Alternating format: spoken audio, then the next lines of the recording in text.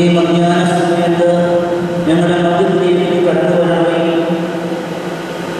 കൃപയും അനുഗ്രഹവുമാവുന്നവരായി പകൽ മേഘസ്തംഭമായി രാത്രി അഗ്നിയുമായി സഹായിക്കാതെ വിശന്നവരുടെ മക്കളുടെ സ്വർഗം തുറന്ന സുഖീമനയോടുള്ളവരായി ജീവിതയാത്രയിൽ ഒന്നുമില്ലാതെ കഷ്ടപ്പാടുകളെയും പ്രയാസങ്ങളെയും ഞങ്ങൾ ഇന്നായിരിക്കുന്ന അവസ്ഥയെ ഞങ്ങൾ എടുത്തുയർത്തിയവരായി ഞങ്ങളുടെ മനസ്സിലൂടെ ശോധന ചെയ്യുവാൻ, ഞങ്ങളുടെ ഹൃദയങ്ങളെ ശോധന ചെയ്യുവാൻ തമ്പുരാനെ മധ്യാഹ്ന സമയത്ത് ഞങ്ങളുടെ അരികിലേക്ക് കടന്നു വരണമെന്ന് പ്രാർത്ഥിക്കുന്നു.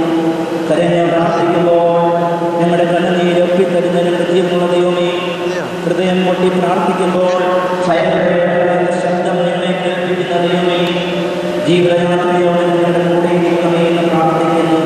ദൈവമേ, ജീവിതയാത്രയിൽ പലപ്പോഴും തകർന്നു പോകുന്ന പല അവസരങ്ങളും കൊണ്ടുവരണമേ. പലവിധ രോഗങ്ങൾ വരുമ്പോൾ, പല പ്രയാസങ്ങൾ വരുമ്പോൾ, പല സങ്കടങ്ങൾ വരുമ്പോൾ എല്ലാവരും ഞങ്ങളെ കൈവിട്ടോടെ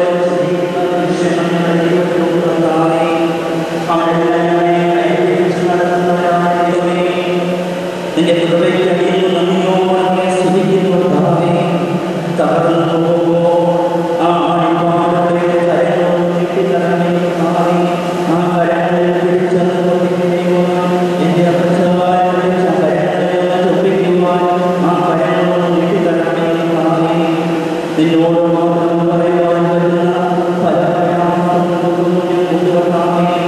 അതെല്ലാം ഇന്ന് ഈ ദേവാലയത്തിനോട് പറയും. ഇവിടെ ഞങ്ങൾ പോകുമ്പോൾ ഹൃദയം പറഞ്ഞ് സന്തോഷിച്ച് അനുഗ്രഹത്തോടെ തിരിച്ചുള്ള ഭവനത്തിലേക്ക് പോകും. പ്രധാനമേ അനുഗ്രഹിക്കണമേ. അപ്രഭാവമേ സാറയെ ജയിച്ച ദൈവമേ, ഞങ്ങളുടെ ഹൃദയങ്ങളെ നിങ്ങൾ ശോധന ചെയ്ത് അനുഗ്രഹമായ ജീവിതത്തിൽ പതിക്കണമേ എന്ന് പ്രാർത്ഥിക്കുന്നു. കർത്താവേ, കുടുംബമായ പ്രാർത്ഥനകൾ അവിടുത്തെ സിംഹാസനം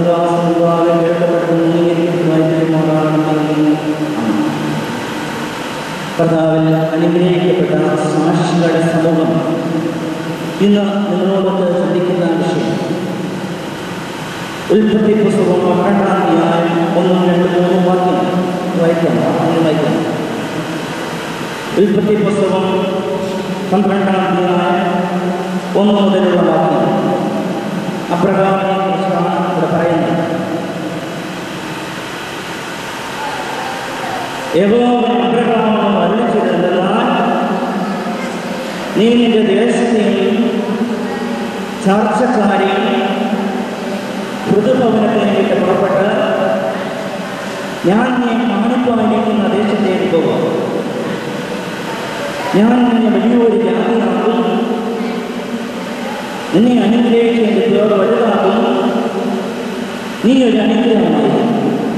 അബ്രഹാമിനെ കുറിച്ച് ദൈവം അബ്രഹാമിന് കൊടുത്ത അനുഗ്രഹമാണ് നമ്മൾ വായിച്ചപ്പെട്ടത്.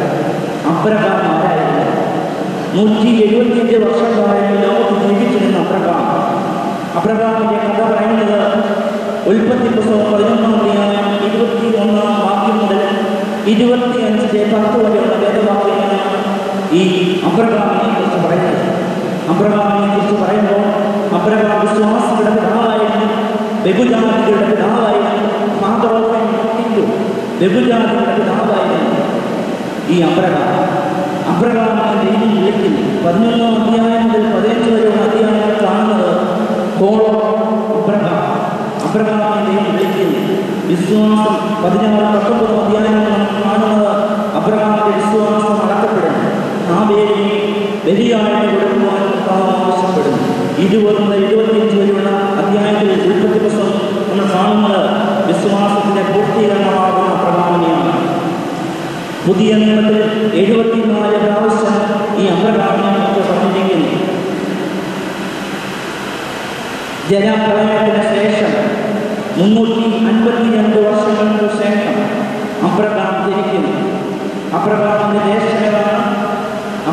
ദേശമെന്നാണ് ഊർ എന്ന ദേശം. അബ്രഹാമിന്റെ പിതാവിന്റെ പേരിലാണ് തേജ്. എവിടെ വെച്ചാണ് അബ്രഹാമിനെ ദൈവം വിളിക്കുന്നത്? ആരാധന സ്ഥലത്ത് വെച്ച്. അബ്രഹാമിന്റെ സ്ഥലത്തെ കുറിച്ച് പറഞ്ഞു ഊര് എന്ന സ്ഥലം.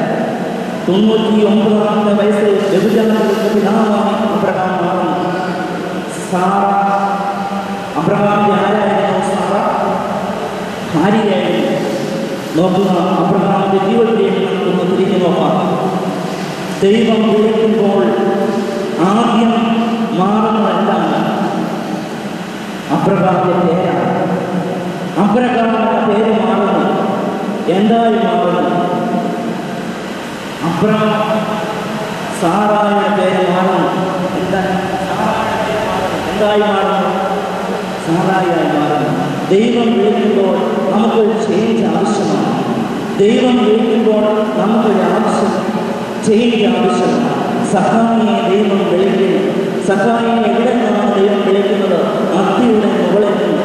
ആ അത്തിയുടെ മുകളിൽ നിന്ന് സഖായിയെ ദൈവം വിളിക്കുമ്പോൾ സഖായുടെ